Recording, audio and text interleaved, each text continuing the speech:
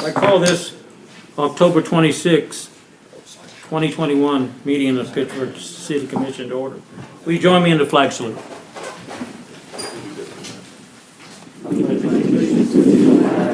United States of America, and to the republic for which it stands, one nation, under God, indivisible, with liberty and justice for all. Our city attorney will be joining us by the phone, so he's not here tonight, but he's on the phone with us. And moving on to public input, Pete Mayo, would you please come up and offer a prayer? Well, yeah, I'm glad you asked, because I was going to ask you if you'd like a prayer. So We need one. let us pray. Blessed are you, Lord, Almighty God, our Father. We lift our hearts and minds to you this evening, and we ask your blessing on this meeting. We give you thanks also for the changing of seasons that remind us that change is a part of our life, a part of nature. And in a tender way, you remind us that sometimes we must let go. Here tonight, Lord, we remember Tammy Fry, who has been so much a part of the community here with the city, the family that they have here. So I invite all of us to pause for a moment of silence for Tammy.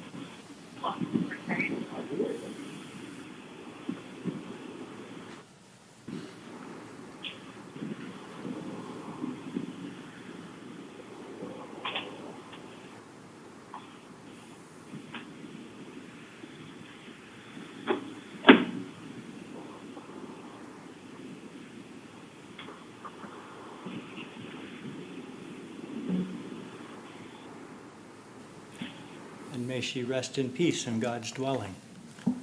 Amen. Amen. Thank you, Pete. Appreciate that. Is there anyone in the audience that would like to come forward and speak in public input tonight? Seeing none, I close a portion of the meeting to public input and move to consent agenda.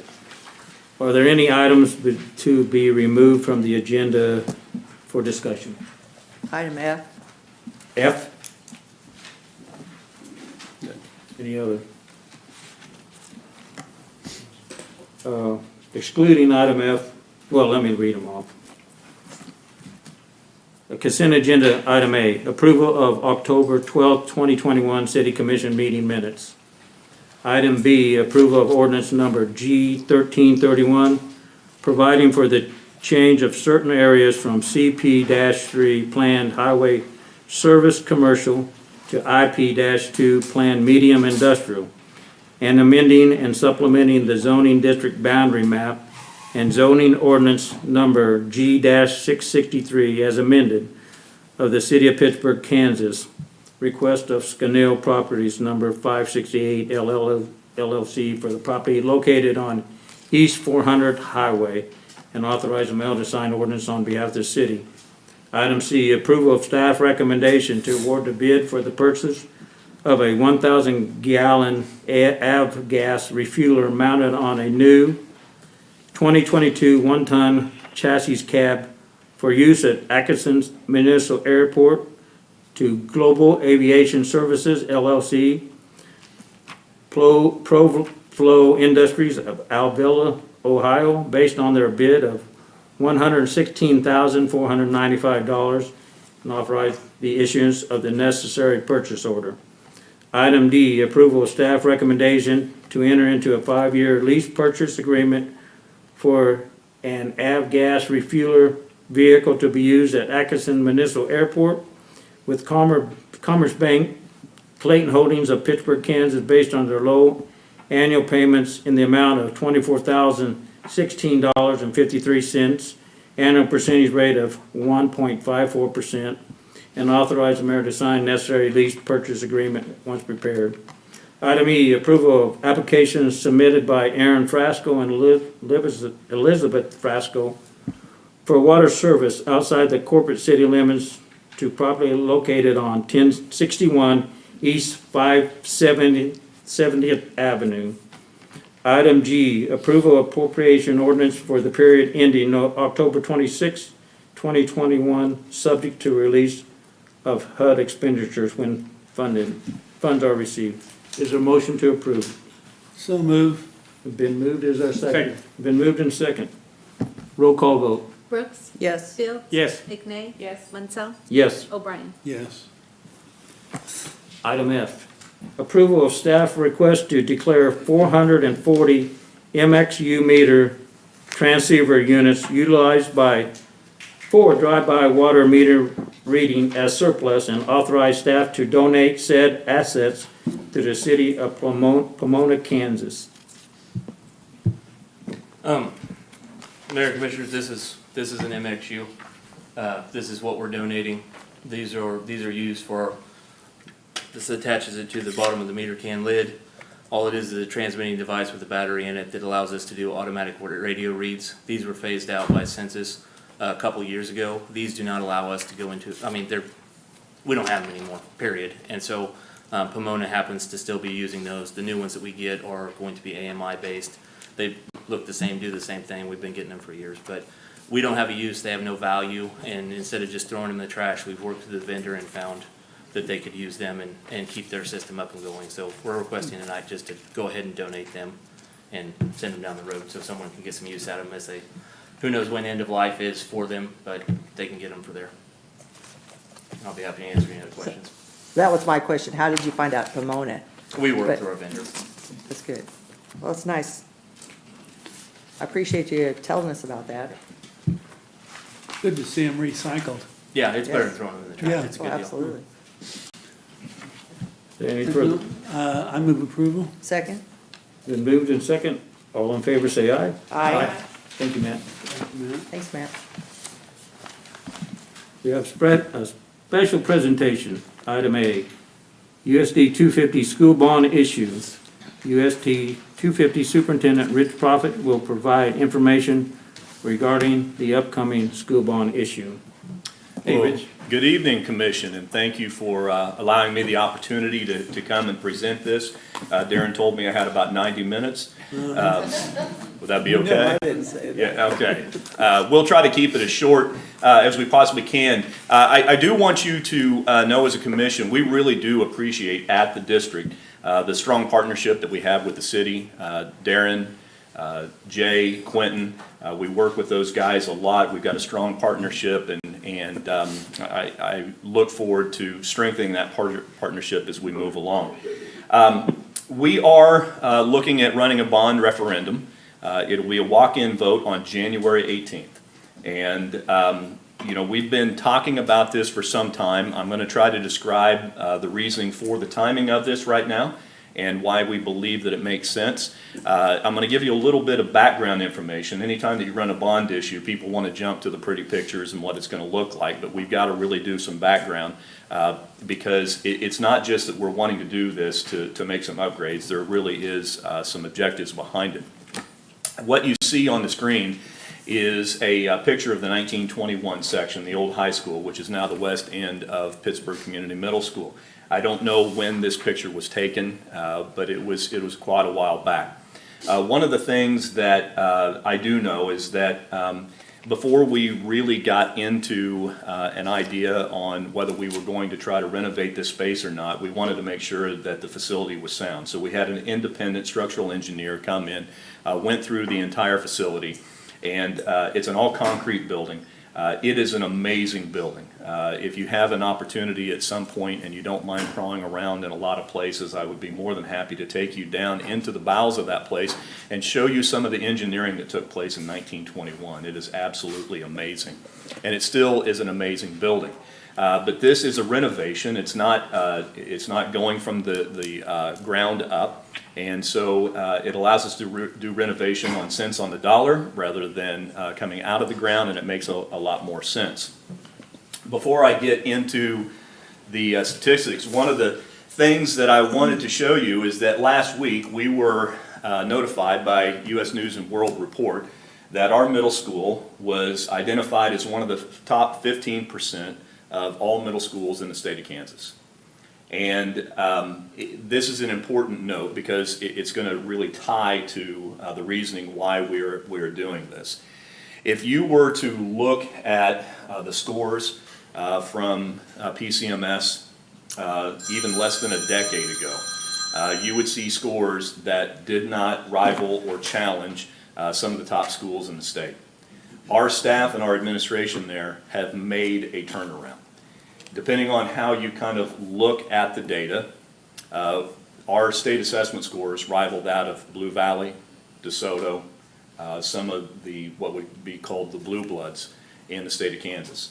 And so we're very, very proud of that fact. But even more than that, if you look at the schools that are ranked higher than Pittsburgh Community Middle School, most of them, as you see on the screen, have less than 30% free and reduced lunches, and a lot of them have less than 20%. We run about 62% free and reduced in our community, which means we have greater challenges to overcome, and yet we are rivaling them on state assessment scores across the board, but in particular at the middle school. But it has created a little bit of an issue. To get that done, there had to be a change in culture, there had to be a change in how we taught. And so there was a great emphasis that was put on a lot of the core classes, which is really good. You know, especially the language arts, the math, the social studies, and the science. Great emphasis put on there. But we spent a lot more time. When you spend a lot more time in those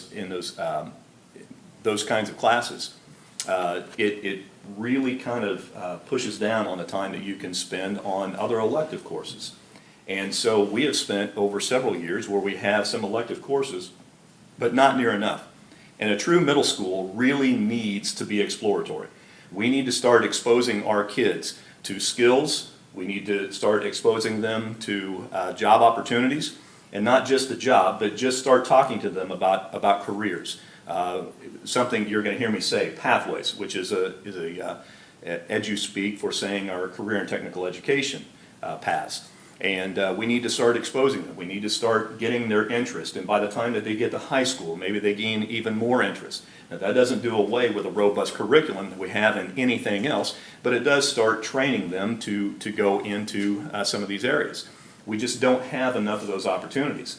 And yet at the middle school, we've been growing. We are setting at about 760 students in that middle school in 3 grades. And so we are at what is called functional capacity. We don't have any more rooms to put anybody else, and yet we're wanting to expand programs. And so we have a building, part of the building, that is structurally sound. We know that we are wanting to expand on our pathways. We have been in contact with the local chamber. We've been in contact with the Department of Commerce at the state level. And we know that there are some areas in which, especially in our area, that we can put kids into the workforce if they go to, let's say, Pitt State. They can go to one of the community colleges. They can get some certificates. And we would really like to be a part of the economic development and growth here. And instead of taking our best and brightest and allowing them to go someplace like Kansas City, as we're growing here, why can't we start developing them here in the programs that we have, start giving them the skills, and keep our kids here, and hopefully become a part of the vitality of what is Pittsburgh. So, here's a little bit of the background. As you guys know, Dr. Randy Watson, just a few years ago, went on a tour, and he went out and he asked businesses, what would you like to see out of a graduate, not only at high school, but also of 2-year and 4-year institutions? And if you look at this, it was what's called the Kansas Can competencies. There's a lot of things up there that I think most everybody can agree with. Down at the bottom, you can see one word that says content knowledge. That's the only place that content knowledge is actually mentioned. And most people believe that a school is there to try to impart content knowledge for a bunch of kids. But if you look at the rest of it, goal setting, self-awareness, social etiquette, creativity, initiative, perseverance, a lot of those things that you hear businesses say are very, very vitally important. And yet when we were under a system called No Child Left Behind, if you remember that, it was all about testing. It was all about a test score. And we moved away from a lot of these things that businesses said were important. We go and we talk to businesses and we say, what do you need? And they say things like, can you give us a child who can show up to work on time? Who can cooperate with other people? and we reflect back to what are we doing in our buildings to make sure that we're doing those things. Now, those things can be done in a regular classroom, but I will tell you that in the pathways, the career and technical education type pathways that all the kids can have exposure to, that is where those types of skills are taught the best. And so the impetus of looking at, I guess I should say this, 23% on that tour said that academic skills were the most important, 70% non-academic skills were the most important, just to highlight that. Now, we took that, we came back, we did a strategic plan, and we said at Pittsburgh Community Middle Schools, we have something that's called a Profile to Graduate. These are the areas that we believe that our kids need to be adept at by the time that they graduate from Pittsburgh High School. They need to be a responsible citizen, a competent communicator, a strategic problem solver, an effective collaborator, and a critical thinker. Now, embedded in that, do we want kids who know how to read and write, who know how to do math problems? Absolutely. But we know education and success in life goes much greater than that. And we want to make sure that we're instilling those things into our kids. One example is our launch program. Some of you might have seen our launch program. It's a great program that we started. I'm not sure how wise we were trying to start anything in the middle of COVID, but we did start it last year, and it's really caught on. We are actually working with the city right now. Our kids are working on that project. We don't even know whether they're going to be successful in their project or not, but they are actually having to show up to work on time. They're having to work with people. They're having to make presentations. They're having to make spreadsheets. They're figuring out that some of their plans don't work and they have to go back to the drawing board. All the skills that we would expect out of all our employees who work with us and for us on a daily basis. And so those are the types of things that we're wanting to do. So, in essence, what we're wanting to do is we are wanting to push a lot of career and technical education into our middle school, start a process of taking care of these kids, getting some interest based ideas from these kids, reworking some of what our curriculum looks like, and then changing the trajectory from 6th grade all the way to 12th grade so we can have what are called pathway completers, and they may even have some certificates by the time that they graduate. Right now, we just don't get them early enough, and we don't have many pathways in which they can complete. We believe that the more pathways that we will have, the more completers that we can achieve. We have already implemented a computer coding program in the 6th grade, 6th, 7th, and 8th grade. We're looking at the health cares, and we're looking very much into a lot of the STEM coursework to add to these programs. But let's talk about the building a little bit, and then hopefully I'm not talking too fast, but I'm trying to cut this down. If you look at the front of the building, there have been a lot of questions. What are you going to do? Well, there is going to be a balance when we are looking at this renovation. This is an icon in the city. It is a building that a lot of people talk about. I have been here for 3.5 years. I've heard people tell me that it's important to them to fix it up. And to be quite honest, it's a lot of deferred maintenance, which is a fancy way of saying is that we have not taken care of it the way that we needed to, okay? And under my leadership, along with Dr. Brad Hansen, my assistant superintendent, and well, we've started to sink some money into taking care of a lot of things. And since we have an independent structural engineer that said this is a building that, you know, a nuclear blast is not going to knock down, we need to do something with it. So there's a lot of the historical value that we are going to keep with this building. But we also need to, with these pathways, we need to create a 21st century learning environment for some of these kids. So there's going to be some historical value. There will be some things that are on the inside that will be 21st century learning. This is a rendering of what the steps will look like. The steps are going to need some TLC to come back up to code. One of the things that we do not have in the West End is we don't have an elevator for ADA compliance. We're going to be putting an elevator in there. Our stairs, which you'll see in a couple of pictures here, also are not ADA compliant. But we want to make sure that we're taking care of that building and we're keeping the historical value as you see it. Okay, here are some of the things that are on the inside. Some of the things that I want you to notice. If you notice a ceiling, this is a conceptual picture here. So what's in the ceiling is probably a little more noisy than what is actually going to be there, but we have 10.5-foot ceilings everywhere. And we've got a lot of great natural light. We're wanting to open that up. We're wanting to put either some carpet or some sort of noise dampening type things on the walls to keep it quiet, because when you have an all-concrete building, it can get very, very loud in there. What you are looking at here is if you were to enter in the grand staircase and go up to the second floor, there's a very large area up there. One of the things that we need is we need adaptable spaces, and we need some common spaces. And because we're going to have a lot of classes that are going to be there, and these types of pathway courses aren't just sit in nice little rows like we were all used to when we were in school. They need to be open spaces, they need to be adaptable spaces, we need to have adaptable furniture that will be able to move. So what you're looking at here is the couple that's on the left-hand side of that screen. They're looking at a showcase. We found a lot of things in that building that we want to showcase that really show the history of the building and of the district. There's one teacher in particular is still at our high school that I was kind of gigging them that we found an old grade book down in the bowels that still has her grades in one of the core classes when she went to school there. And she was always telling me what a great student she was, but the grade book shows differently. So anyway, we want to display those things, but what you're seeing is all the way behind those people, there are some spaces that it's a conference room, and if you will see, there is floor-to-ceiling glass.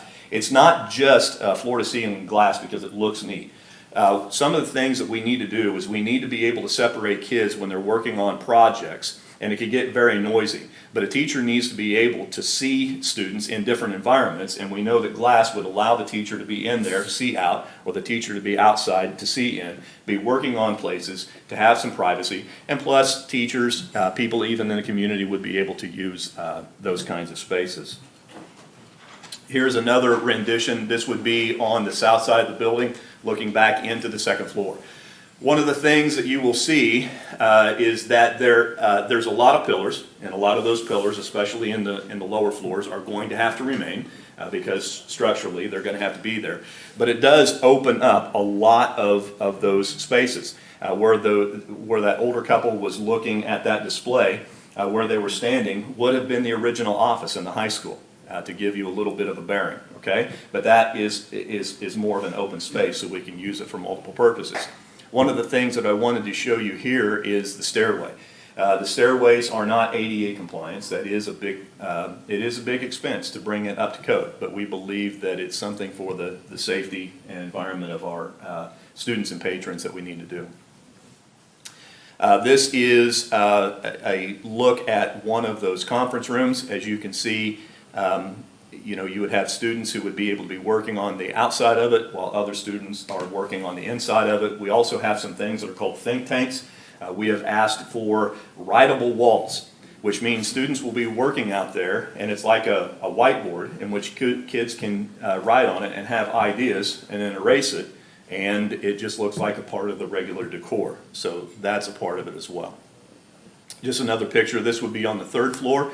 This would be along the west side of the building. If you notice, a lot more open spaces. It's not necessarily just closed off. The one thing that I will tell you is that we all know that we're primed for growth. And so both in the short term and the long term, in the short term we want to take care of our pathways, but in the long term we want to be able to have some walls that we can shut off, that if we need some additional classes, we can shut those off and they can become classes. So we have both short-term and long-term views in this. And here is the jewel at the center of all of it. We want to make sure that we are taking what is a 640-seat auditorium. That is 640 seats when you take what is on the floor and up in the balcony. And we want to bring this back to 1921 decor as much as we possibly can. Our architects and a construction management company has been poring over old pictures. They're trying to get everything back to the way that it was. If you will see, and this is just a conception, the original lights are still hanging from the ceiling. We want to take those down and we want to put them back up. Now we're going to retrofit them with LED lighting so that it's a lot brighter. but once again, 21st century mixed with the historical value of the building. And so we believe that we have a strong educational plan that goes along with the historical value. What we are looking at, and these are important pieces. Number one, to get this done, we are looking at a bond referendum that would raise $16.5 million. But the most important thing is that we can do that and not raise our bond and mill rate 1 cent. That would be at a 0 overall increase in the bond and interest. Now, I do want to tell you, when you say, hey, we're not raising anybody's taxes, there are ways in which taxes can be raised through the rest of the budget. So I don't want it to be a smokescreen to say, hey, you may not see a little bit of a bump in the mill rate because of the general fund or LOB. But as far as the bond and interest is concerned, we are able to do that without raising taxes. The way that we can do that is, number one, we're able to take advantage of historically low interest rates, and at the same time, we have about 4 other series of bonds that are getting ready to come off the tax rolls. So we have some that are coming off. We'll be able to put this one on. We'll be able to keep the mill rate flat and move on and take care of a historical building that is so important to the people of Pittsburgh. So, Darren, I don't know if you timed me, but I tried to cram that into a short amount of time. In essence, that is what we're trying to do. We're very excited about it.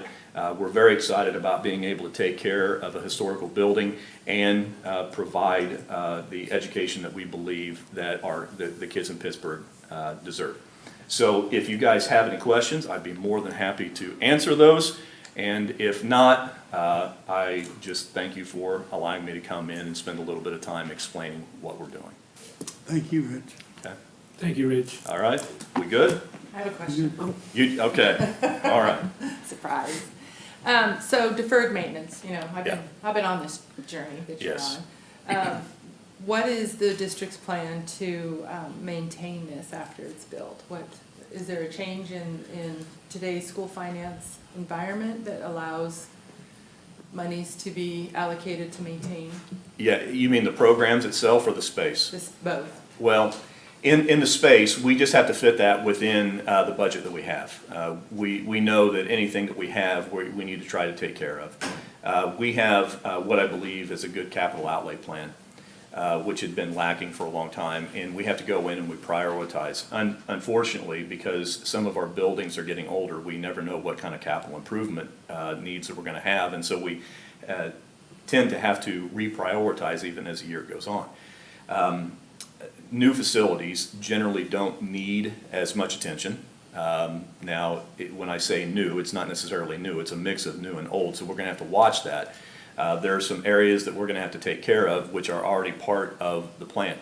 For instance, the roof on this is going to have to be replaced. That's a part of the capital outlay plan, but it's not a part of the bond. So we can keep it within the realm of not increasing that. Now, as far as the programs are concerned, one of the things is that we can get some additional state funding for some of our CTE programs. But you have to have an introductory course, and once students come out of that introductory course and then into the actual pathway courses, that's when we can start getting some funding from the state to move forward towards completion. Generally, what happens is that students at the high school will take an introductory course sometimes when they're freshmen, most of the time when they're sophomores, and then we can get funding for them when they're juniors and seniors. However, now we can push some of those introductory courses all the way down to 8th grade. So let's say in healthcare, we could have some very basic courses in 6th and 7th grade. We could have a healthcare introductory course when they're in 8th grade. By the time that they get to be freshmen, now we have 4 years of funding that we can gain for those students that are going into that program. And now we have 4 years in which they can complete that pathway and hopefully maybe go into some of the healthcare industry. Maybe it's going into the nursing program at Pitt State. Maybe it's going into pre-med, whatever that looks like. But at least we're giving them a leg up and some interest and some ideas, a lot more career counseling along the way to make sure that we're helping them out. Great, thank you. I don't have a question, Rich, but I do have a comment. When you started off, you talked about the middle schools and 15% in the state of Kansas. And that we have 62% free Free and and reduced reduced. lunches. Yes. That tells me that you have a great staff that can teach, and we have kids, whether they're getting free lunches or reduced, doesn't matter to me. They can learn if you have the right environment and the right teachers and staff to teach them. So I just want to commend you for, I don't know what the percentage was before you came here, but I think that's pretty good testament. Well, I believe all the credit really goes to the staff and the students at the middle school. Because I can come up with all kinds of ideas, but they're the people when the rubber meets the road. And so they have done a tremendous job. They've really changed and turned around a system that needed changed. And we're very proud of what's going on at the middle school right now. Absolutely. All right. Congratulations. All right. Thank you, Thank you. Rich. Thank you. Thank you. Special presentation, item B, Pittsburgh Beautiful update. Members of Pittsburgh Beautiful will provide information regarding their current and upcoming projects. Good evening. Good evening. I'm Nancy Scott, and I just have a short presentation, but thank you for letting me be here and share this with you. Okay, thanks, Jay. Not quite yet. 23 years ago, some Pittsburgh citizens came together with a vision. They wanted to beautify Pittsburgh. Jim Bush, Jane and Dave Nance, Marilyn Peterson, Marty Beasley, Joanne Farrell, Ron Gorenz, Christine Scott, Barbara Forsman, Louis and Corrine Stroop, Linda Walker. A true grassroots group, these folks were not shy when it came to getting their hands dirty, as well as funding many of their early efforts. They planted flowers, pulled weeds, hung lights, built a pergola and a public restroom, and so on. They turned blighted areas and eyesores, often in highly visible locations, into appealing public places. Their signature project was Trailhead Park, built in 2010, with additions later in 2017. They also began recognizing homes and businesses for their contribution to Pittsburgh, and neighbors followed their lead. Pittsburgh Beautiful today is a 501c3 organization, and the vision of those original Pittsburgh citizens lives on. Here is a glimpse of Pittsburgh Beautiful in our community. Helper number 2.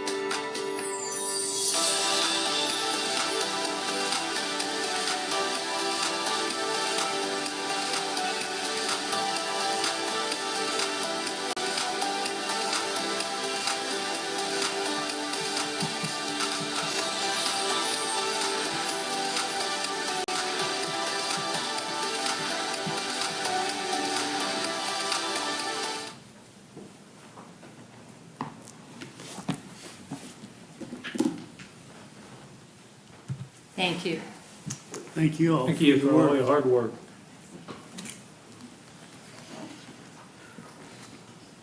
Item C, body worn cameras. Pittsburgh Police Department representatives will provide information regarding body worn camera purchase initiative. Good evening, Mayor, Commissioners. So for the past several years, the police department and IT staff have been working towards the implementation of a body-worn camera program. Before I turn it over to Major Henderson, who's going to talk more about some of the nuts and bolts of this project, I first want to recognize just a couple of individuals real quickly that have been instrumental in planning of this project, and that will be able to answer any questions at the very end of the conclusion of the presentation that Ben and I may not be able to answer. First of which, standing right behind me in uniform, is Lieutenant Josh Whiteley. Josh is a watch commander in the patrol division, and then they were standing in the back of the room to answer any IT-related questions will be Jay Byers and Jeff Baer. They're sitting. They're sitting. I was looking too far back, so thank you guys for being here. Going back about 10 or 12 years ago, the agency did have a couple of body cams that we did utilize on a relatively limited basis. So fast forward to right now, we are looking at, our proposal is, we're looking at a very comprehensive approach to this project.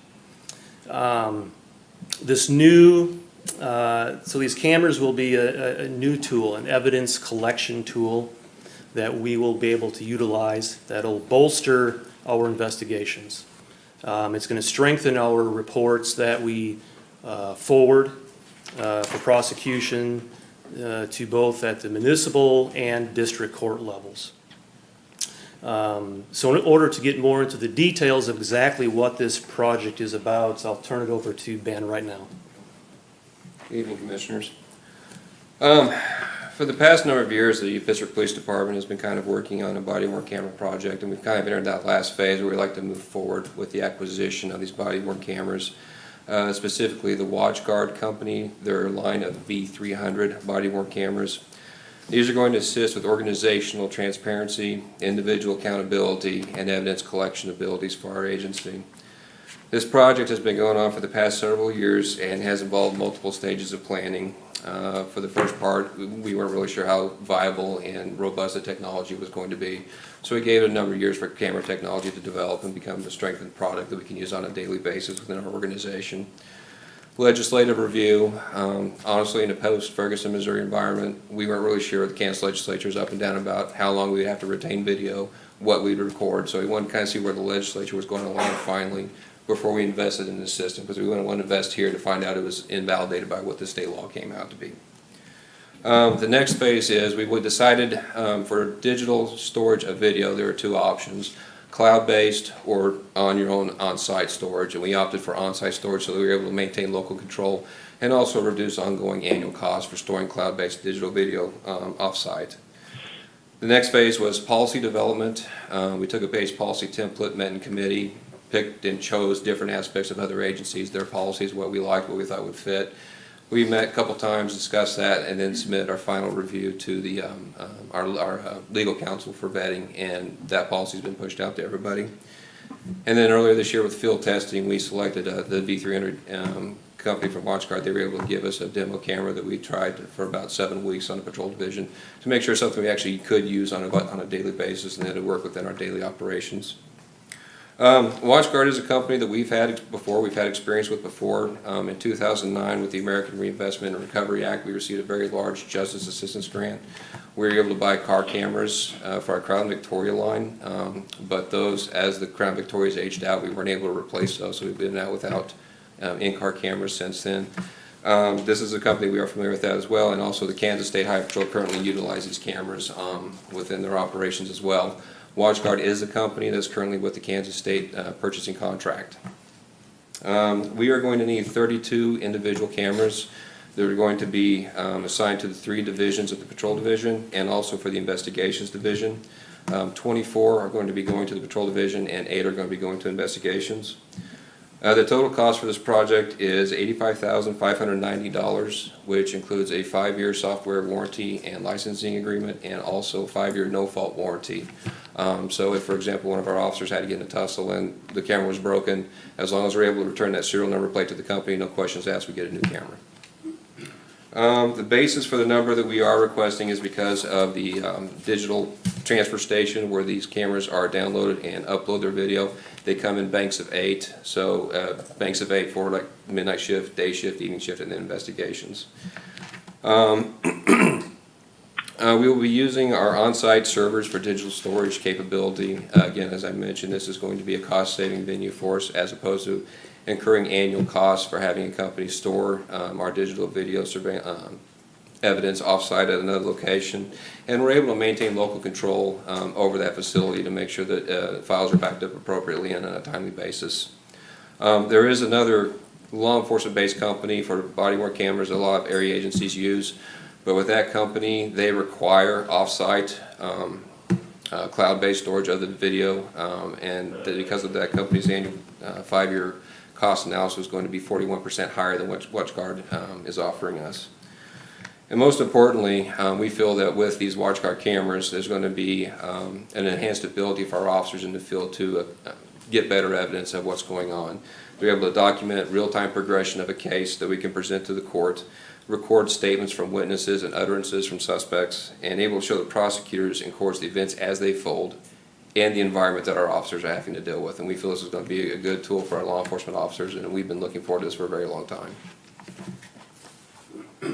So tonight is just an informational stage of things. We anticipate we'll be back probably at the next city commission meeting with an actual contract for approval from the commission. So with that being said, what questions do you have that we can answer? So the funding, is it coming out of the public safety sales tax? Yes, there's been PSST funding set aside for a while for this project, yes. So in essence, it was budgeted for? It has been budgeted for a while, yes. What about the redundancy of the, do we have, will it be part, will we have redundancy in terms of the video? I think Jeff's That's a good IT question. The answer is yes. I mean, we're actually redoing our entire recovery system Right. so that we can have the videos stored in multiple locations.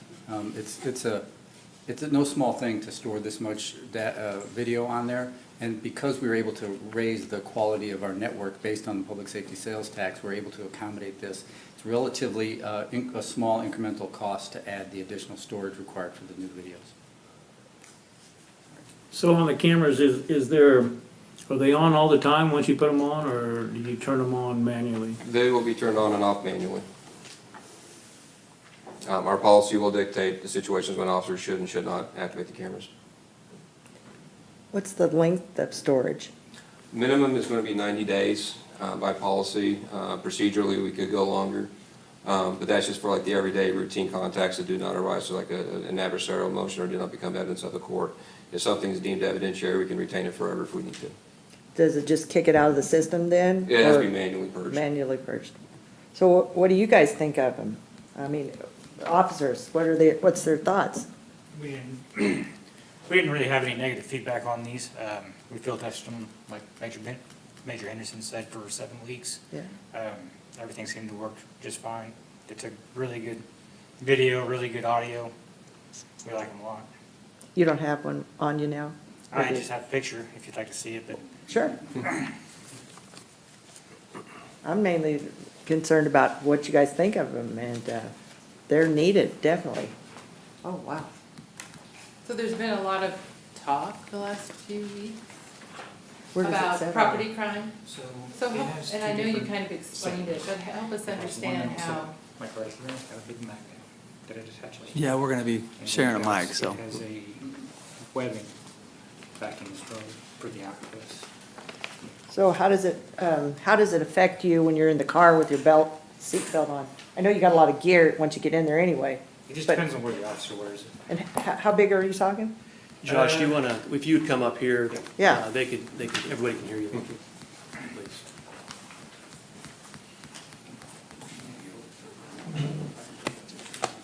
So it's chargeable? Is that what it is? It's chargeable every The shift? benefit of the V300 camera series is it has a detachable battery. So if we have an officer in the field for an extended period of time, they don't have to run back to the station, plug, and wait for it to charge. They can be replaceable out to them, and they can just plug and play right there in the field. What does it weigh? Minimal weight. Minimal? Because I know you already have a bunch of gear on anyway that's heavy, so, but.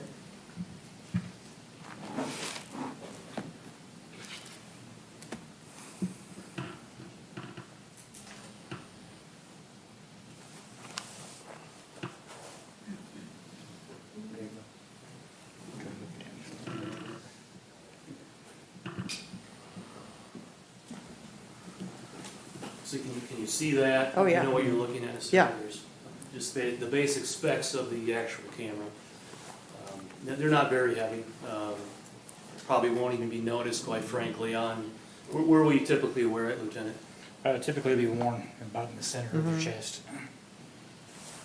And you said it's a magnet on the other side, or a webbing, and then, So because it's there- like, it sets in it, or it's magnetic on the other side? There's two different backings to the cameras you can use. There's one that has a magnet that attaches to the outer shirt, and then the camera attaches to it.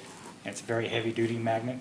60 It pounds. stays in place then? Yes, and it'll get your fingers if you don't watch it. So. Oh, And then there's a second one for the outer vest that you can wear that has a webbing, so it can be woven through your vest and keep it in place as well. nice. Well, thank you. I appreciate that. You're welcome. So, when you turn them on and off, do you turn them on when you get out of the car on a routine call, or every call, or, well, you don't know what's gonna happen, so.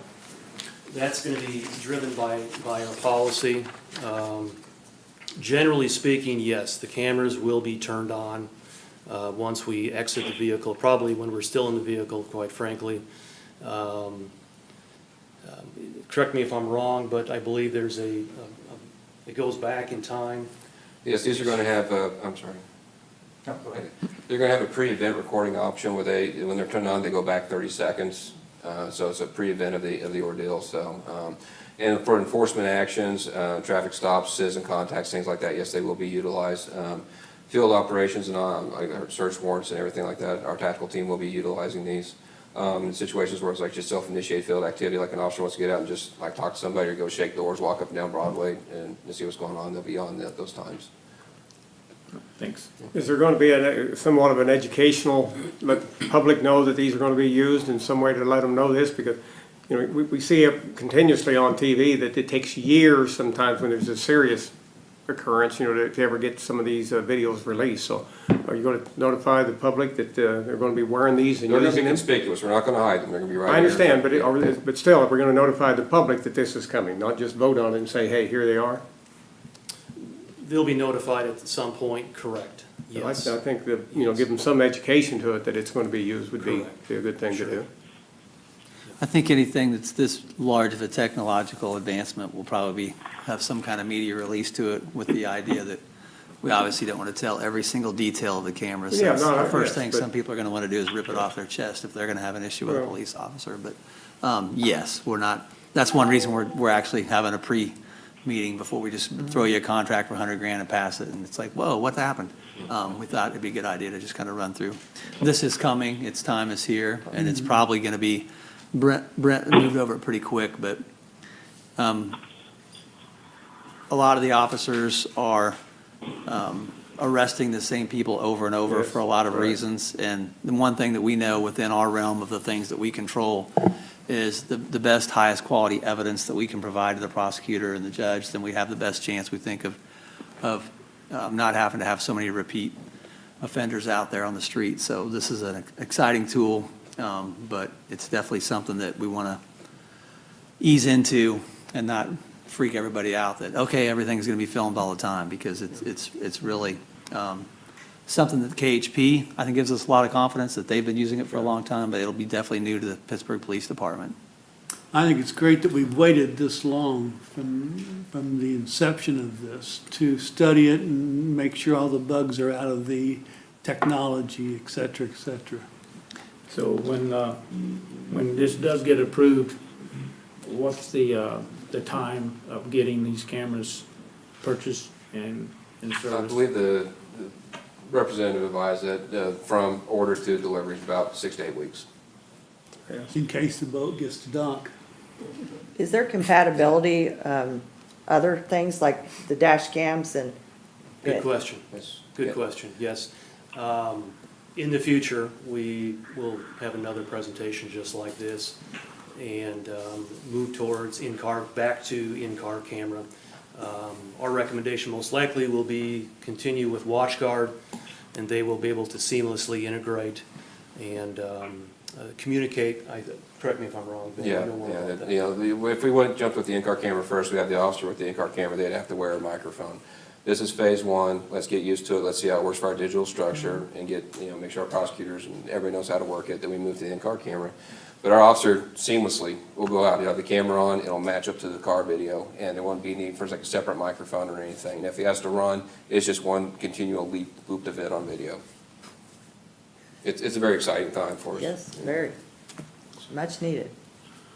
Well, I think everybody agrees that it really is needed, because just like Darren has just said, a lot of this small, it's no such thing as a small theft. If you lost it, it's not small. Somebody else lost it, well, it's small. But a lot of this petty theft is the same people over and over and over again. And it makes your numbers way skewed terribly wrong for just a very small percent of the people doing it. And so maybe this will help when it comes time to prosecute. It certainly ought to help. So I think it's a great thing to get going.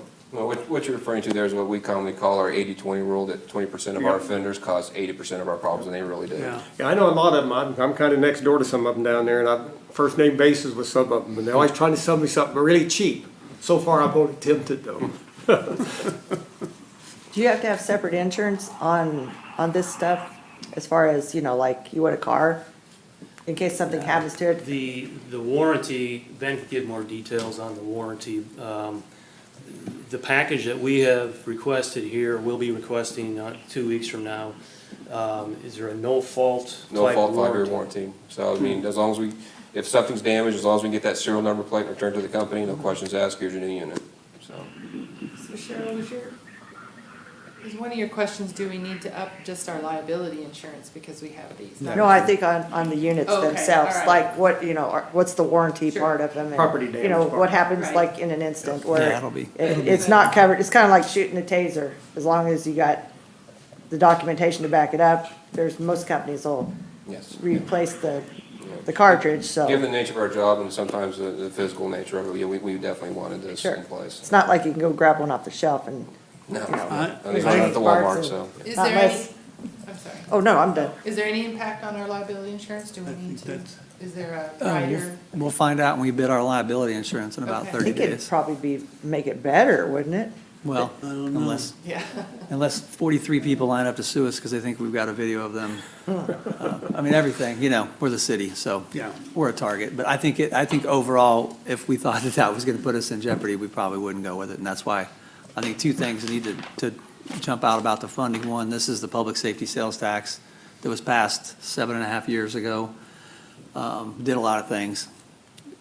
Fire engine, fire training, police staff, hardware, and opportunities like this, as well as tasers and things like that. The second thing is it's going to take us to a new place, and there's a lot of things we just don't know. I think it'd be a good idea if in maybe 6 months, come back in and give everybody hey, this is what we found out, and maybe we'll still be smiling. I think we will be. I think it'll change things for the better, but it's always iffy. It's a big step. It's a big step. Well, and marrying this with our analytics, it'll be interesting to see. Yeah. Thank you. So if I could, I'm sorry, a question. No. Okay, if I could quickly go back, there was talk about the 80-20. 20% of our criminals commit 80% of our crime. About 2 months ago, I spoke generally about crime rates and the challenges that law enforcement and the criminal justice system has. What we have noticed is we were obviously having some challenges with our prolific or repeat type offenders. Currently, as we speak today, we have 3 of those individuals in jail that have been incarcerated for, I'd say about 3 weeks. When visiting with our crime analyst, she indicated that our property crime rate numbers have gone down by about 30% with these 3 individuals just not being out on the streets. So that's going to tell us something.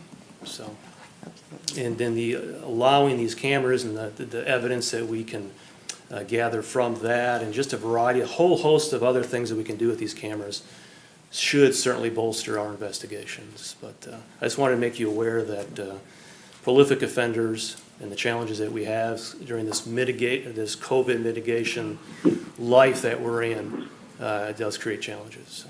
Thank you. Thank you, guys. Thanks.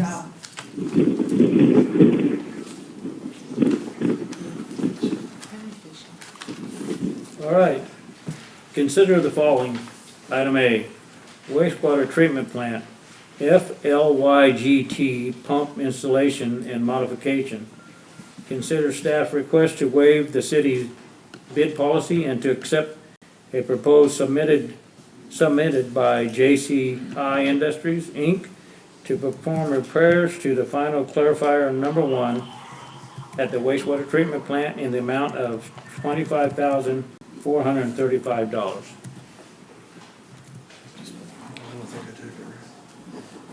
Okay, sorry, we'll wait on Jeff.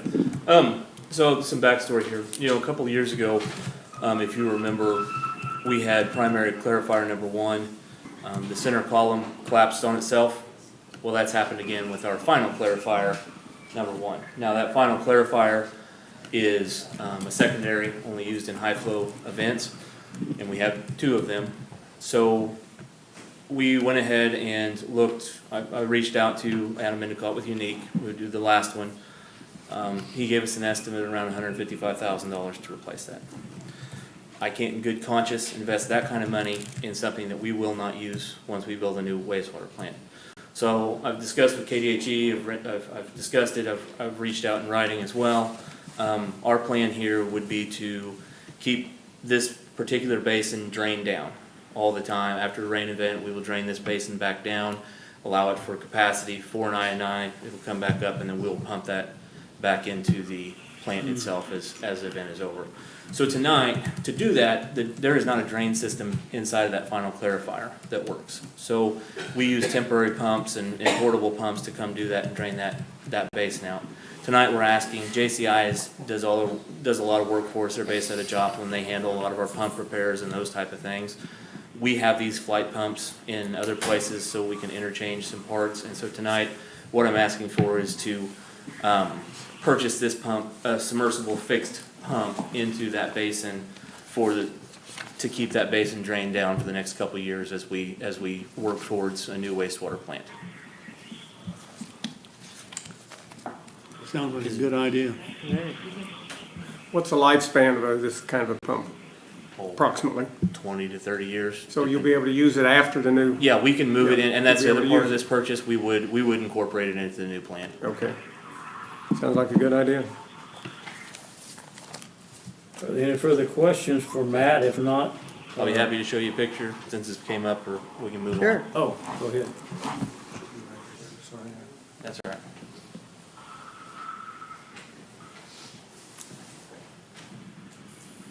Maybe.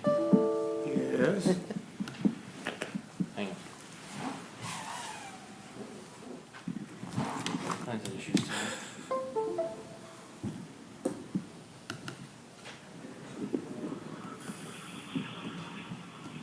Maybe.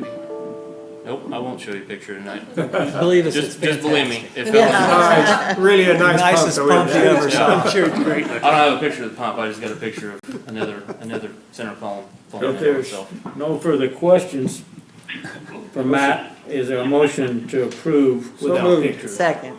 Been moved and seconded. Get Matt out of here. Say aye. Aye. All opposed, same sign. Motion carries. Thanks, Matt. Okay. Thanks, Henry.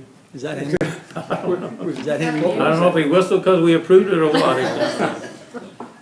Does he not have a mute? you have? I don't, we already got some IT problems, but I don't want to hit any buttons on it. Okay. All right, your next, again, okay, item B. Water treatment plant odor control phase 1 study. Olson and city staff will provide the findings of phase 1 of the water treatment plant odor control study. Go ahead. So a couple months ago, we came to you, well, it's probably been more than that, but we came to you to discuss the potential odor control, or the odor issues at the water treatment plant. And so at that point, we asked you to move forward with an agreement with Olson and Associates to study this issue. During that time, we said that we were gonna divide this into 2 phases. One phase, we'll do some initial research and figure out, what the high-level options are and bring that back for discussion. After that part, we will present to you what our findings are before we move forward into phase 2. So we've encumbered the entire amount, but we are presenting tonight. So in your packets, you had I think it's roughly a 30-page memo from Olson discussing what our options are. During our study session that you all toured the water treatment plant, I showed you the aeration towers and how that filters and how that causes that odor. And those aeration towers are 13, 14 years old now. We have issues removing the media from those as they calcify inside of the media and those type of things.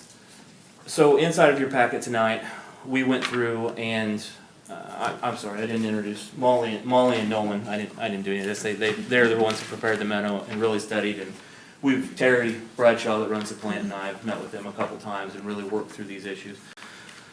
So tonight you've got options to study just deal with the odor issue at the plant.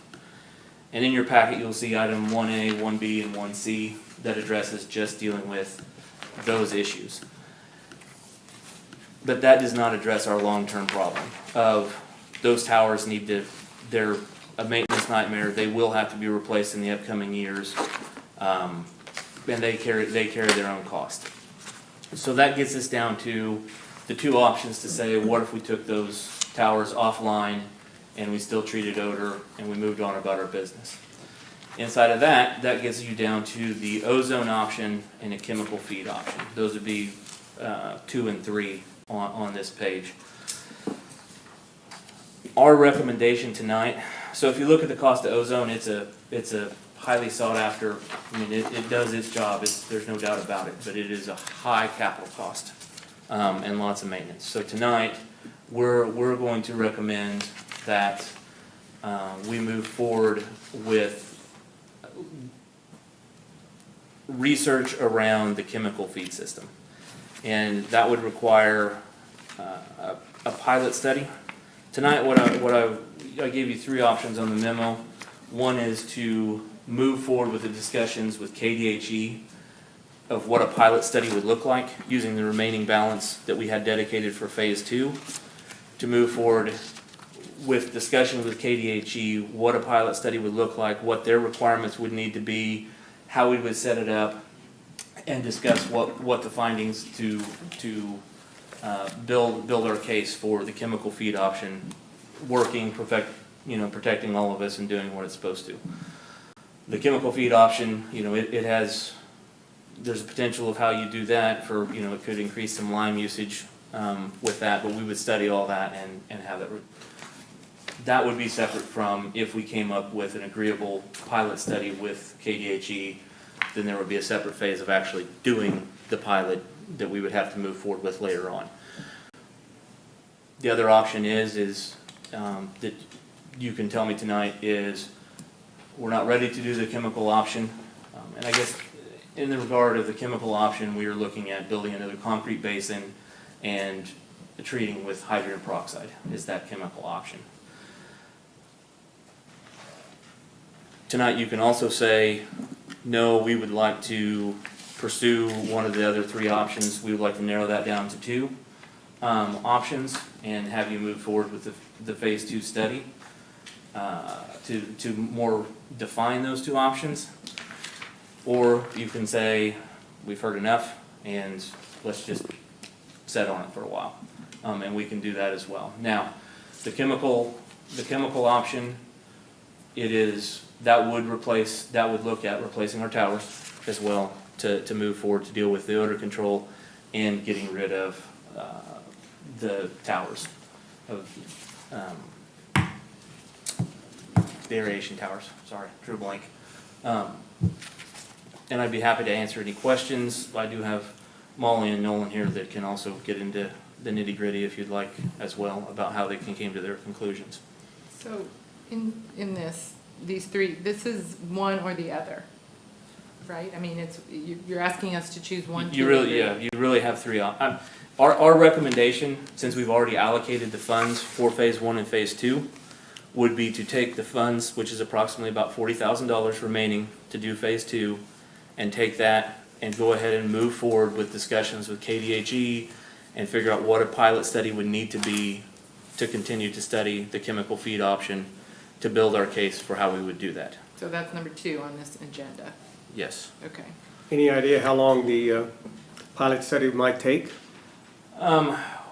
It really is going to depend on what KDHE would require of us. I mean, we'd like to think that 60 to 90 days, if it got set up correctly, we'd have to run it off. You know, we have 4 raw water wells. We'd have to run it off of those raw water wells, look at time, you know, really get the analysis of how it's treating and those type of things. So does our engineer have a recommendation? Would you like to- Yeah, we concur with what Matt's saying. From the city standpoint, you know, you're gonna have to do something with your cascade aeration system. It's off-gassing H2S, so it's a corrosive environment. So either way, even if, like Matt outlined, even the do-nothing option is really, you still have to deal with that eventually as a maintenance item. So just the way the math works out and just the increased safety, health and safety to your operations staff, the chemical feed option is really proving to work out to the benefit of the city. And that would be number 2, to have a pilot Yes. study to look at, to explore the chemical feed Yeah. option. Yeah. Okay, I think I understand now.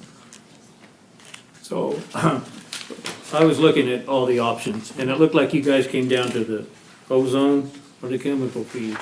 The ozone was more expensive. And Yes, it's the a little bit very- I read about it, is it more of a safety issue It's- over the chemical feed issue? It's a very good oxidizer, sometimes a little too good. Really, it's just very expensive. It works really well, but just very expensive technology. Ozone was originally set up back in the 2000s whenever they were doing the design for the water treatment plant, and it was an alternate that ultimately got thrown out because of cost to the water treatment plant. So it was originally, the improvements to the water treatment plant were designed with ozone in mind, and then it came down to some capital cost and it got removed. Yeah. At that time, I don't know as they knew that the calcification that would happen within the aeration towers was, you know, it would be what it is today. And So- we typically see ozone used at larger water treatment plants, like Water One in Johnson County has a new ozone plant. So it's one of those technologies that starts to make sense usually at higher flow levels, 1,000,000 gallons per day. Right. I will say that the chemical feed option, this is not, there are other plants that do. There are case studies around this chemical feed option at other facilities around the nation as well. Yep. So, did you say the aeration towers are about at their lifespan and they're going to have to be removed anyway, or? Yeah, what were we, 5 years? Yeah, about 5 years. 5 years out was how we did the math, that they were gonna have to be removed and replaced. So if we stick with them, in 5 years, we're gonna have to do something with it. But Yep. with the chemical, if we went with the chemical, You that would be including new you would- towers. Well, you would not need the aeration. Oh, you wouldn't need them. They would Correct. go away. All right. So the chemical feed option would, oxidize that H2S out, so it'd fall out as a solid. Right. And it should, work well within your system and your current treatment process. What happens to the chemical that you have to have, the lime prices, and what's gonna happen to these things over the That, time? Because the lime has really gone through the roof, like other things. Actually, right now, my chlorine prices are skyrocketing. Are they? My lime prices are holding okay. my phosphate's going up some right now, but, really it's the amount of use of lime and those type of things, but that's part of the trial study to see what we need to do. There's a potential, you may have to add some irrigation into that basin so that you can reduce what the oxygen demand that would take the additional lime to treat. So that's part of what you would come up with through, of things to analyze through a pilot study. How much money was left on the pilot study? 40,000, you said? About 40,000 is left for phase two. And is that what it will cost, or a little more than that? Those are gonna be, so what we would do with this money is, we wouldn't conduct the pilot study. They would be tasked with, and I don't know if I worded that correctly, completely in the memo, but what they would be tasked with was starting to reach out to KDHE and define the parameters around the study, what KDHE would need, having those conversations, and setting up what a pilot study would look like. Yeah, and the goals of that would be just trying to get those parameters in place so that when we do the pilot, we actually have KDHE on board, making sure that those results are viable to them and they see that as good results to be used as a basis of design. So the idea is, let's do the pilot study once and get KDHE all on board, and they like to see these pre-pilot studies. I'm probably saying study a lot, I'm sorry guys. And they like to see that a lot, and that way they have that opportunity to comment and have the ability to change course if they need to see like additional times on wells testing or want to see other parameters tested out during the course of that pilot. So, go ahead. Sounds to me like we need to get KDHE on board with this thing, so we don't have to step back and start over again. So when we were touring the plant back last summer, or this summer, Jay mentioned about there being infrastructure money through the state, or remember the money that we had to use in like 2 years?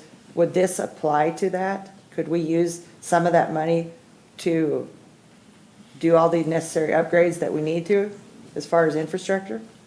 I think there's gonna be infrastructure money available outside of that. So we have a great deal of freedom with the money we have now to do various things, so it's possible, but I think there's even more money available for this. Oh, more?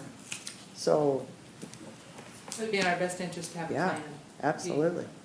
Correct. Big rate. These are all large numbers, every one of them. They're not like the wastewater plant, but these are still all $6 and $8 million projects. And the 3% inflation rate, I don't know if that's a real inflation rate or not. I've been running 6% the last 6 months. So, these numbers could be quite a bit higher than that. So the chemicals still become, even with high numbers, it's by far the least expensive if it works properly, and I guess that's what the test is going to show. So it's by far the least expensive. And I would add in that we were pretty conservative with dosage numbers. We would Okay. anticipate that our dosages go down once we verify that with a pilot. Okay. We just use some industry standard conservative dosage numbers. So that's part of it too, is refining this. This is a really high level look. Okay. Well, getting rid of the towers is a sizable, it's not today, but it saves quite a lot of money and not very far down the pike here on this, not very far in the future. So that adds a, benefit to this.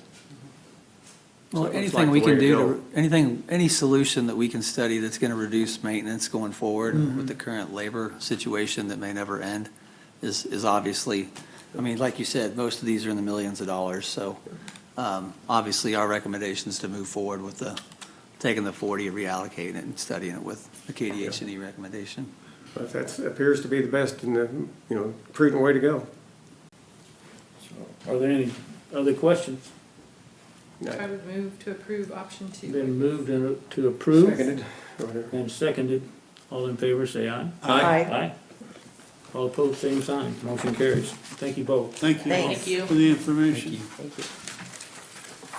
Moving on to non-agenda reports and requests, I do have something that I'd like to address.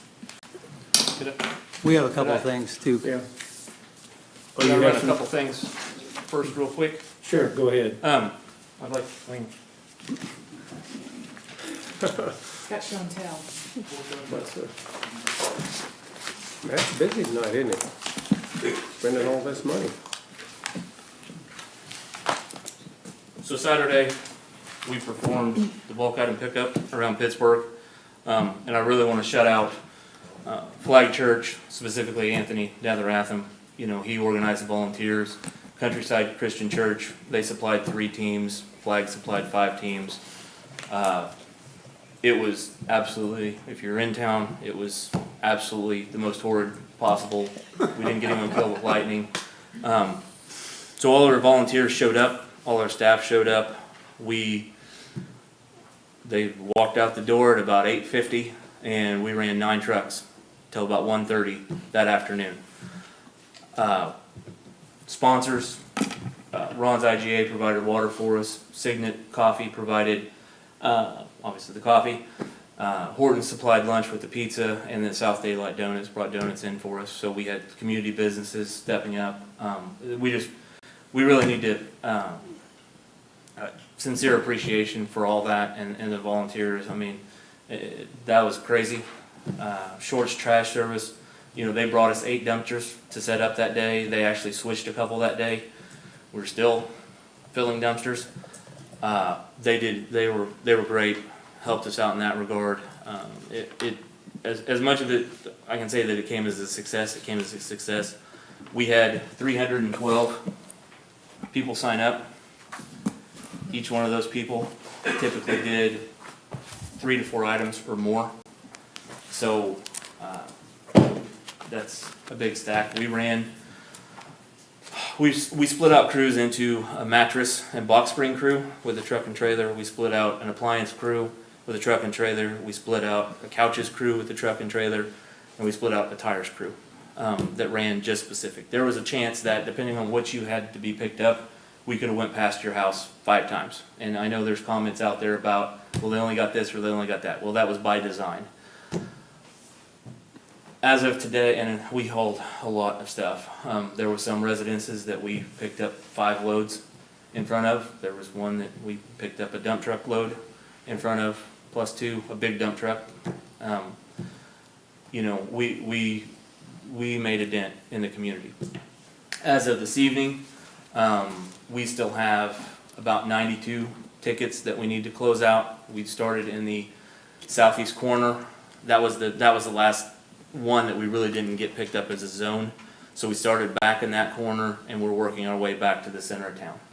Or actually across the town, because Shorts has allowed us a place on their lot where we can haul to, dump, and just load the containers so we can keep flipping containers. I think we're up to 12 or 14 containers that we've smashed down and sent off at this point. So it's a lot of material. But it was a great day, and the volunteers, everybody showed up, everyone was ready to go, and they walked right out the door and didn't come back till it was over. And it was pretty cool. So, any questions about the I don't have any questions, but I do want to thank city staff and all the volunteers that helped make this. It sounded like it was a positive for our city to get this stuff cleaned up, and I'd like to see that maybe something we could do annually, maybe in the summertime. Yeah. Think about that. Preferably not when it's raining. Preferably not, no, that's just life. Hey, the other thing I'd like to do a quick shout out, since we're talking education and everything today. We've in the past, had a couple of interns through CTEC that done our mechanic and auto, and that's a great program, and we're looking to do some more partnering with them. But we did Chris Minarelli and Travis Boxterman. I want to thank them. We actually took them lumber, and their carpentry program actually rebuilt some new wooden barricades for us, and we're kind of going to look for that program moving forward. So shout out to CTEC for doing that for us as well. It's splits up our time and gets it done, and they get some experience. So it's a good partnership that way. And we look forward to doing that in the future as well. So I want to thank all of the city staff and all the volunteers also who've taken part in this project. I know it was a hellacious day to do it in. I can't imagine what those sofas and chairs must have weighed after that got rained on like it did. But I can tell you that no matter how we do this, I will never ask anyone to pick up a mattress again without a piece of equipment. There was some pretty nasty stuff out there, and the rain didn't help. We won't ever do that again. But we learned 2009 was the last time this happened, and so we did some stuff really well. We'll do some stuff different if we do it in the future. So, Thank you, Matt. Thank you. Thank you. And before he leaves, this doesn't happen without Matt. Matt tried to plan this at least 3 times and stuck with it. And then, lo and behold, on October 23rd, it's pouring down rain. And he managed to get out there, and he was in there, operating a piece of equipment all day, and it wouldn't happen without Matt Bacon. So, Matt, thanks for your perseverance. And yeah, there was lots of people, customer service, some of my staff. I mean, a Tammy lot of my was staff. watching this. It was great. I mean, it worked, but The team effort. maybe next time we get a sunny day. Thank you, Matt. Thanks, 5 Matt. degrees. Okay. I'd like to address the last commission meeting regarding discussions about raises for city employees. In looking back over the budget of August 2020, the commission approved the annual budget with no planned cost of living adjustments and merit raises due to the effect of COVID-19 and the pandemic. According to the official minutes of the city commission meeting on November 24th, 2020, the commission approved the recommendation to provide all full-time employees a 2% salary increase, January 1st, 2021.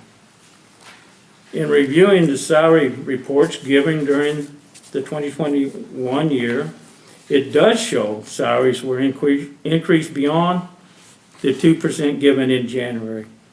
I'm all for raises, for merit, for promotions, and for certifications. According to my calculations, there were a total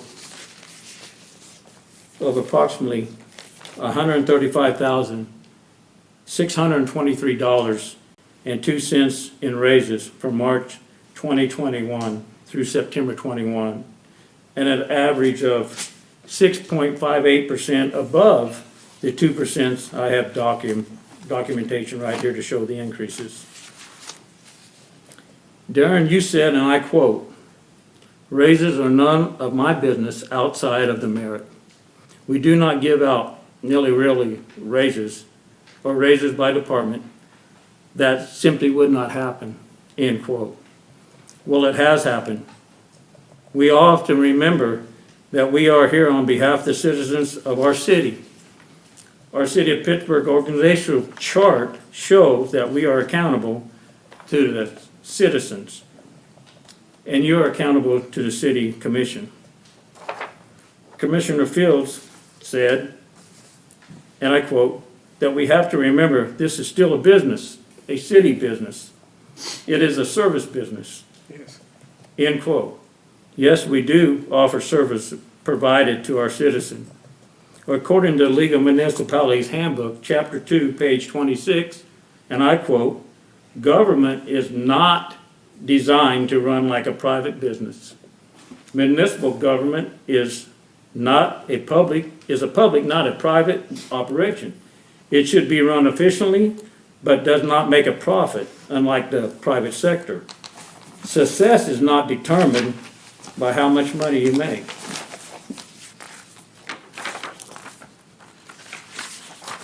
It is our responsibility to know where the money is coming out of the budget, to make sure it's spent properly, and there is trust among all the people of the city and the government. Morale of our employees is fundamental to our organization. It's an important factor in the workplace. We need to be caring, efficient, and fair as we serve all citizens who live and work and play in our community. Facts are facts. I have shown what is going on with the information that, as city manager, you have provided to each of us. Each of us, city commissioner, as well as the citizens, have access to this information. Numbers are consistent and they never lie. It's time, as you say, and I quote, for everyone to see how we run the city. You also said, I'm the one giving the raises, end quote. So where did the money come from to pay for the raises that were not budgeted? Darren, I believe I'm owed an apology by you for accusing me of not having the facts, misunderstanding the facts, and putting out bad information, all untrue. My turn? if you want. Oh, sure, I'm not going to let that go. So Chuck, you've been on the commission, I think maybe 8 years. No, yeah, you're right. I'm off to a hot start, I got that right. We present the budget every year. We have a city charter. It explains how the city's run. You've always seemed to struggle to understand the role of the commission and the role of the city manager, so I'll walk you through it again. In the annual budget every year, the city commission can authorize merit and COLA raises as they see fit. The day-to-day operation of the city is the city staff's to do. It is my responsibility to do. It has always been the city manager's responsibility to pay the employees. We give raises during the year for a variety of things. The raises that you're talking about are either promotions. There's several departments, well before I got here, that have policies where they give raises to people as they get a master's degree, a bachelor's degree, certification for a certain event. Those all differ between police and fire. The idea that the city commission would be asked to weigh in on every one of those raises during the year would defeat the point of having a city manager running your community. I'm sorry you don't understand that and that you struggle with that concept, but that is how the city's run. That's how it was run before I got here. We are in charge of employing a workforce that's capable of doing the job and that is paid accordingly. And we also have to give raises for people that we hire off of the street, and a lot of our directors go on probation for 6 months. So they get an initial salary, and when that probation is completed, they get a raise that was usually negotiated with their hiring after 6 months when they've gone through the probation period. So how are those raises paid for? So here's a concept, and maybe it's over your head and the commission because you guys don't usually manage the budget. We budget once a year, all of our employees full-time for the entire year. That is the budget that you approve. The cost of all of those people fully filled, fully working with pension and all of their other ancillary benefits. During the year, there are numerous vacancies, and this is a great year to show that example. We have 7 or 8 vacancies in the police department right now. We don't move money from fund balance. We don't move money from capital improvements.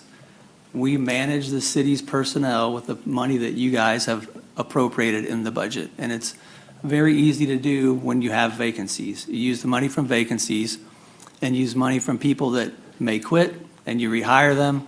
And sometimes you rehire them at a higher amount, sometimes you rehire them at a lower amount.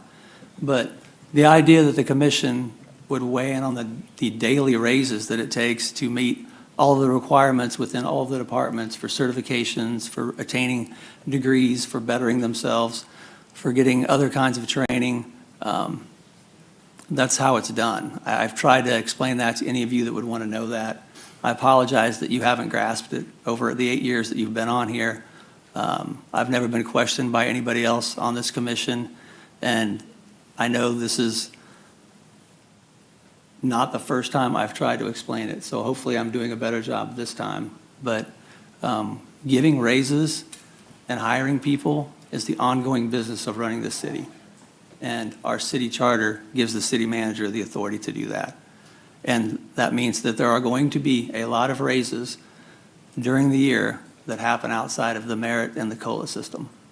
And I'd be happy to answer any questions or clear that up. Well, it's not that I don't understand it, I understand it. I know we approve at the end of the year as salary and benefit ordinance, and I've always had a question about one section in there that I have nothing against promotions, certificates, merit, but there's a section in there that says, that allows you to give raises throughout the year to a select group of people, whoever they might be, that other employees don't receive. They receive a 2% when we can budget it every other year, and it does create a morale problem.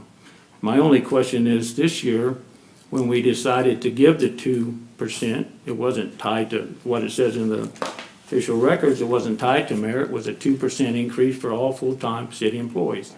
And I also know that we paid for, and supposedly it's done in October, a salary ordinance or salary study to try to get our employees where they need to be.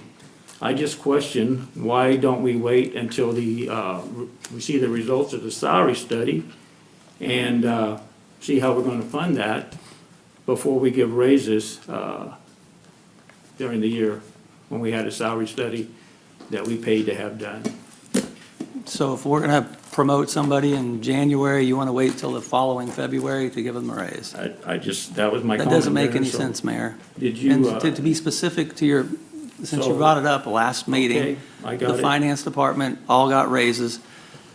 For everybody listening at home, see if you can understand this concept. We had 6 people that received raises from March till, let's say, October 1st in the finance department. 3 of them were new hires, the executive director, or excuse me, the director of finance, the deputy director of finance, and another financial analyst. They all completed their 6 months from the previous year, sometime around March. They were all given their final pay after their probation was completed. Those are 3 of them. Another good example of managing an organization with employees is we moved some HR duties that were currently being done in HR, and they were struggling with them, over to the finance department. So 2 employees over there took a lot more hand in the payroll system. They got additional duties. They were given increases, so that's 4 and 5 of the 6th.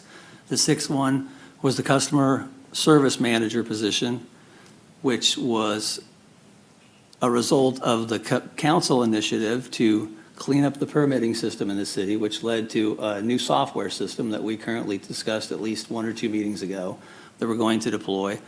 And so a whole host of duties moved over to that position, and once again, that person was compensated accordingly. That is the business of the city of Pittsburgh. Anybody that runs a business would understand those movements.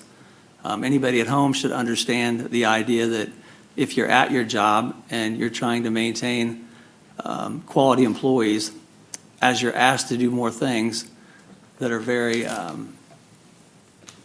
extensive and beyond, hey, can you stay 5 minutes after work today, or can you help with the cleanup after the parties? These are significant job duties that we're moving around, and usually they result in a position not being filled. So every position that we fill, we're always looking at the bottom line. It's not an accident that we bank money every year. We bank money every year because the people that are reviewing the raises, which is 40 to 50% of our cost every year, are always looking at the bottom line. But I follow the charter completely. Once again, I apologize that you don't understand how that works, but I can promise you it's consistent with every other organization in the state of Kansas and everything I've learned over 30 years of running organizations like this. Well, after the last meeting, when I asked the questions I always ask, you had the reaction you always have. I have to, did you say something, Patrick? I'm just chuckling. You say you ask the questions you always ask, and he answers the questions he always answers. I mean, No, I said the reaction that he always has. That's right. The reaction. And the questions you keep asking every meeting, practically. Well, here I am on the reaction, and you seem to think his reaction is fine. I think that he is our one employee. Mm-hmm. Yes. Not the rest of the employees of the city. I'm We just- leave the rest of the employees of the city to Darren to manage. Okay. And as long as the city's working as well as it is, I don't think that we have much to beef about. So, thank you for your comments, Patrick. You're certainly welcome. He is. Anytime. Anytime till December. Yeah. I'll call you up too after that if I need some I cancel. have caller But Chuck, ID. No, help me understand. No, I had something here that I'd say that, going off what Patrick had to say.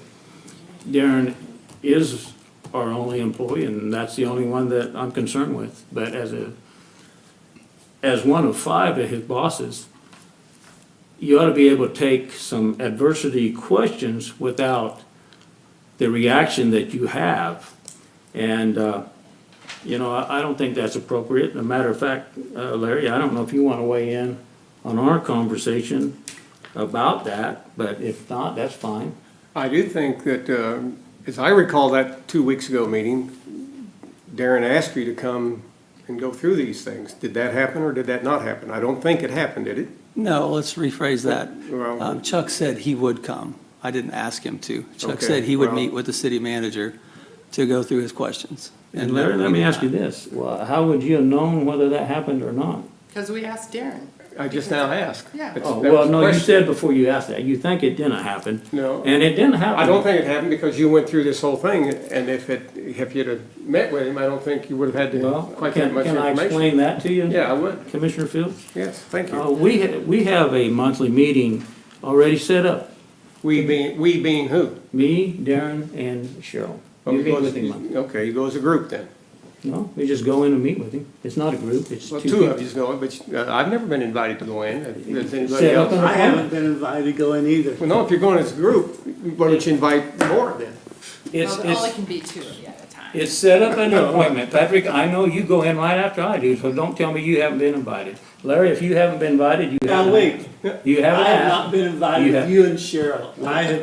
I have made the point where Okay, I hey. see Darren every week. Let's contact a news media, and next time we have a meeting, let's all 5 of We us go don't in there. need to. That's what this is about. This is our meeting. All right, well, I mean, you guys are getting a little off course, but I was trying to answer Larry's question. Anyway, we have that monthly meeting. Okay, I was gonna go ask Darren to have a conversation about this. okay. But, you know, it's none of your business, but I had a medical procedure done, so I couldn't have that meeting, and Darren knows about it. I had to Okay. cancel out. So thanks for asking the question. Well, you're welcome, but because I do have a question, if you're gonna say that, and I didn't remember who asked it, to hold it, but if there had been a meeting, then some of this stuff may have been cleared up, because some of Yeah. that stuff makes very good sense, what Could have been. Darren is saying. Could have been, but, you know. And that's no different of giving merit raises, that happens in every city, every industry in the United States. That's just a day-to-day operation. Yeah, and I understand what you're saying, and it does create morale issues with other employees and. You know, I've talked to a number of employees, and they say, from what they can see citywide, the morale is great right now. There's a couple of people, issues, but in any organization with this many people, you're always gonna have that. But the people that I talked to said the morale was great right now. You're not talking to the same people that I'm talking to. Well, maybe the bitches talk to you, and the ones who like it talk to me. Oh, What'd you say about really? bitches?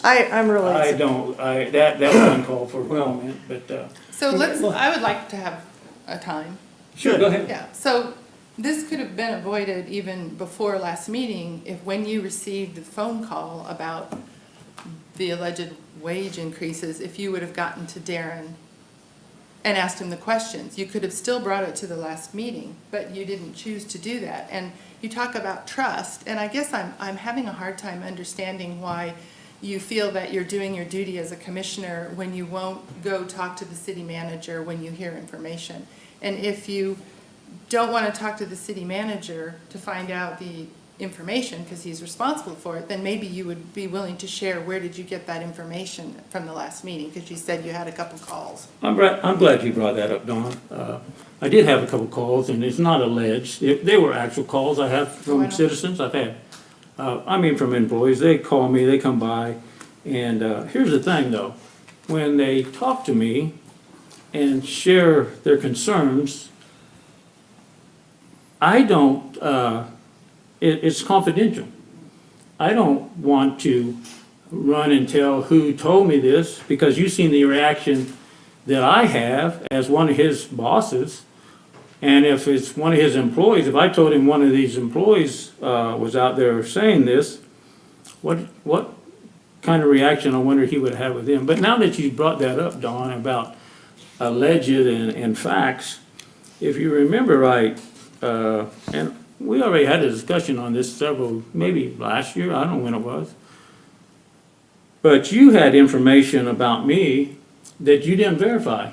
None of it was, everything you said on your email and sent it out without verification was untrue. Okay, that was like. That was untrue, Dawn, and so don't tell me to verify things with you when you don't bother verifying your emails to find out if it's true or not. Okay, first of all, Chuck, that was 4 years ago. Okay, It well, was I one should. email, it was not, it was to a citizen, and you and I talked about it sitting right there. Right. My point is, when you get a concern about what's going on in the city, why do you not feel that you can go talk to the city manager and verify the information? You don't have to say so-and-so called me, but this is what I'm hearing. Is this true, Darren?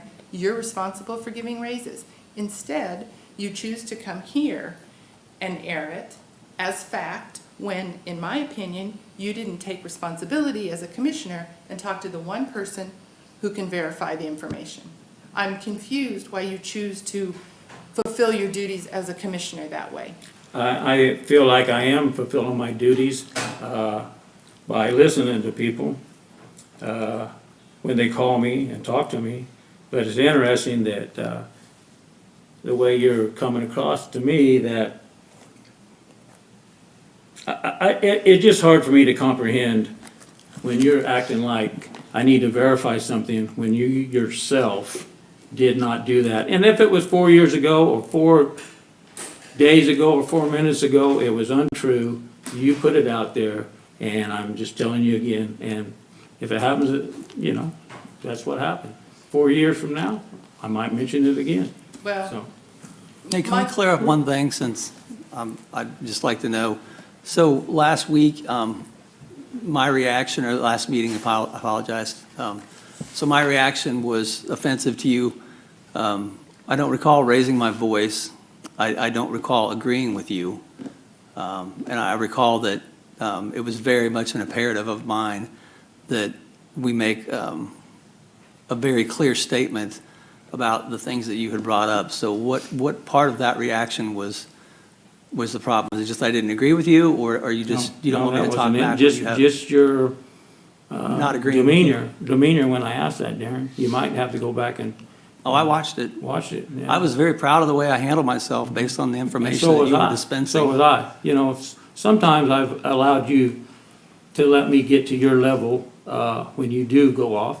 But last 2 weeks ago, I remained calm, and I still am today. So I feel pretty good about myself. But anyway, When did I go off? huh? When's an example where I've ever gone off? Well, Larry, I asked you realize I again. don't agree with you asked very Larry often. again if he wants to talk about the conversation we have. You don't have to, Larry. I know what you told me, and I agree with you. I think this is the wrong place to have these kind of conversations, and that's how I felt, and that's how I feel. And I think Don's point is good, though. If you have this information, you talk to Darren about it. And I don't, but you don't have to say who called, and that, That's you right. hold that to yourself, So- because so- that's not, that is personal information. I can see you don't want to. This is not a place to discuss any of that kind of thing. I got It's it. I not. got it. But you don't have to share the information who the people is, and you shouldn't. I'm not talking about the people. I'm talking about our conversation. I think you were out of line to a degree because you didn't share it with Darren, and this, I don't think, is a way to handle it. And if you were sick, that's a different story. That's different. I don't know, probably nobody knows what your medical is and don't need to know. But you said you was gonna get with Darren, and I think you should try to do what you said you was gonna do. And if you couldn't do it then this could have waited until the next meeting, and then you could have went to Darren after the medical treatment. Because if you say you're gonna do that, you should try to do it. And then, to delay it 2 weeks wouldn't have hurt it. That's funny, Larry, that you told me that you said I was out of line. That wasn't mentioned in the commission, or conversation at all. And it's got out of line in the entire city. It was Yeah. brought up today. Mm-hmm. It was brought up today in a all right. public meeting. But if Larry, And gets spread out. I'm a bigger man. I'm not gonna tell you what you told me. I know what I told you. I know what I told you. Oh, do you? Yeah. You were making good points, but you've got to be able to, you still have to talk to Darren. Say it all. Say it all, what you told me then. Darren wasn't out of line. You were not out Oh of my line. God, Larry.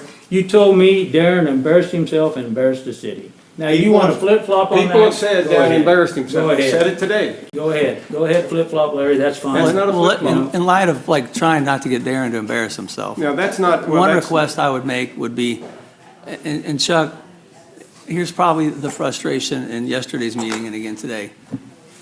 And I guess what Dawn is trying to allude to, or whoever, if you come into this meeting, and at the end of every meeting, you have a prepared statement that you've thought about and obviously written ahead of time, and drop it out there and try to put me on the defensive about we have a morale problem, or I'm giving out willy-nilly raises. To judge me on my perfect reaction every time in every meeting, year after year, I think is unfair. I've always tried to give you guys a straight-up answer. I don't think, nobody's perfect, so obviously, I get frustrated just like everybody else. But the idea that on a regular basis, you won't follow a few simple rules, which is try to come through me with staff issues, try to come through me with requests, and don't blindside the staff at city meetings. When it happens, it's frustrating. And if I lose my temper or embarrass Larry or you or any one of the commissioners, I apologize for it, but I'm a human being trying to react to the situation that I'm put in. And I'm always available, every one of you, whenever you call. I've never heard one of you say, well, I called Darren, he never got back with me. Quite frankly, I think I always answer your phone immediately. But that's probably the rub in our relationship, is that's really been your MO since you've been up there, was to come in at the end of a meeting and drop a bomb and then sit back and say, we're just going to have to agree to disagree. And I'm like, well, that's fine when it involves you and I, but it involves the 300 employees we have. I've heard from a lot of employees in the last 2 weeks, and I'm not proud of the things they're saying, and I'm definitely not proud of how that meeting went. But I'm going to stick up for this organization and those employees, save the handful or the truckload that aren't happy with how I run this city. But the 5 of you hold that in your hands. And when 3 of you don't want that to happen, that's your trump card. But to berate me at the end of every meeting and expect me to take it with a smile and in a way that fits you, that's asking a lot.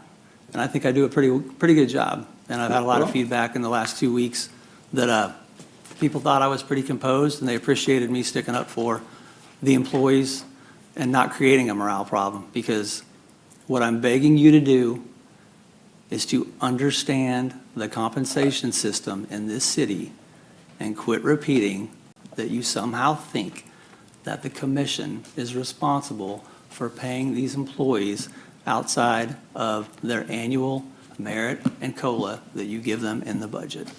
And the day that that can be understood and comprehended is the day we can move off of this annual year-end. I'm not happy that I'm not the mayor or commissioner and I'm not making all the decisions on pay, because it simply isn't set up like that. And I didn't set it up. I'm just was hired here to do a job, and I'm doing it exactly like the charter tells me to. And I apologize if you were offended at the last meeting or any meeting in the last 8 years, but I'm simply trying to do a job and do it respectfully, but sometimes it's uncomfortable. I understand that, Darren, and what, the last things you said there, I don't think that's my job to set the salaries or raises, but I do, excuse me. Huh? You're saying the right thing there, you're right. Excuse me. I wasn't addressing you, Larry, I was talking to Darren, but. I'm glad to see what you're saying. Yeah, but I do accept your apology, and, you say I drop a bomb, but if you remember it right, Darren, the conversation I had with you about not being able to make it to the meeting, you did say you didn't like how the last meeting went. I didn't either, so we both can agree on that. Yeah, I apologize to you and said But I expect it to go But better. also, I told you I was gonna have an address, and I did. It wasn't a bomb. You knew I was gonna do it. But So there it is. But how So- long was your doctor's appointment? Because Huh? it's been 2 weeks, and you could have scheduled any other day. Let's be real, Mayor. I mean, Yeah. you avoided the meeting, so you could come in here today and drop You your... can all say what you want. That is true. That's exactly true. It's not what I want, it's what happened. I would move to adjourn. No. Wait, this- I have this something is- that has nothing to do with this. Yeah, that's right, let's go, all right. No, it's, Yeah, go ahead. No, wait a minute, I'm still, yeah, you still mayor have it. for a couple more meetings. then let's And move. what I'd like to do is let the mayor ask for a motion before you make one. He has something to say. Oh, go It ahead. has nothing to do with this, so please finish whatever it is, but I have something to bring up that has nothing to do Oh, well, with then we this. don't need adjournment then. Yeah, that's what I meant. Oh, Yeah, don't go be done ahead. yet. I thought Cheryl had something. Oh, I'm sorry, I thought you raised your hand. Oh, no, go Sorry, ahead. Cheryl. Yeah, this has nothing to do with any of this. We have a group in Pittsburgh that does a great job, Paw Prints on the Heartlands. They've been part of the Humane Society for years. They do spay and neutering services. They do them in all of Crawford County. They called me, a couple of their members. They're looking for a place for their hospital van. And 2 times a month, maybe 3 times a month in the city where they could set up their van. They have a veterinarian, they perform these services at a low cost and oft-time free in Pittsburgh. And they catch these animals and treat them and fix them and then they release a lot of them and they find homes for them. They're looking for a place in a building, if the city has one. They would park in the parking lot, all they need is electricity and a very small office, a couple times a month. It's something maybe the staff could look at. And if somebody out there has a large building or something in town where they could park and utilize it, because they do a great service for the city of Pittsburgh and the county. And it's all volunteers, and they're just needing some help. They're not being able to go out to Humane Society and do it, so they're needing a place somewhere in Pittsburgh. So if you know of any, you can get the staff maybe to look if there's a building that's possibly available a couple times a month. It would be helpful to them, which actually would help the city.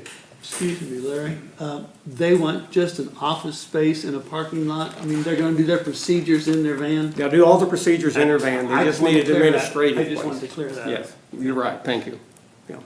So it's something maybe staff gets a chance to look at, and I don't know if anything's available, or maybe a business has a place they could use. When they go to some of the other cities, they sit in the fire station parking lot and use the office for 4 to 6 hours, whatever's there. So they're just looking. If we can help them, it benefits the city. Great.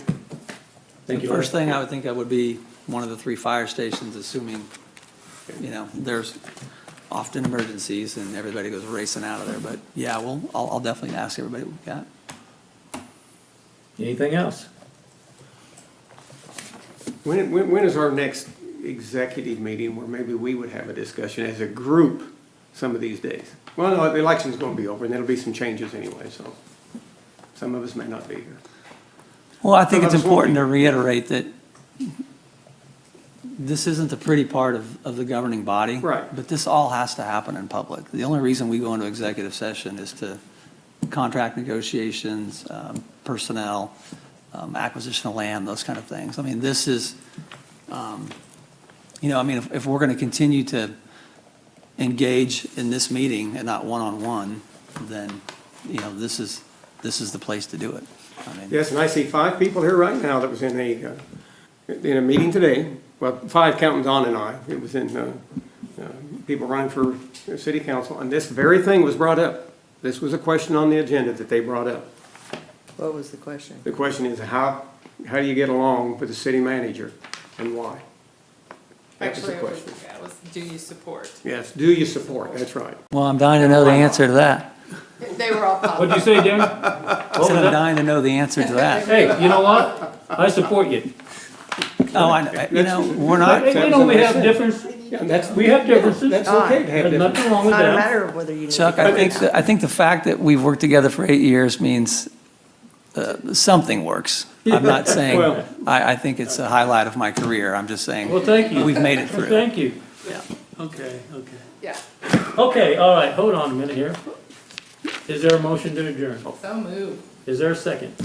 No, I want to stay here all night. All right, Patrick, you're on. Okay, let's, Aye. we are adjourned. Oh, all in favor, say aye. Aye.